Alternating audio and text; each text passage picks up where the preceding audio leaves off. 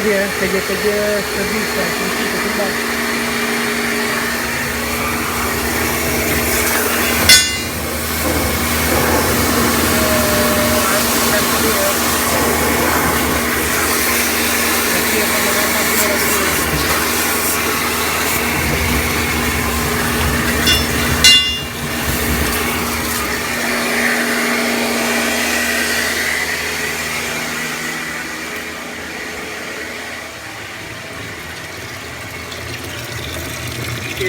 Okey.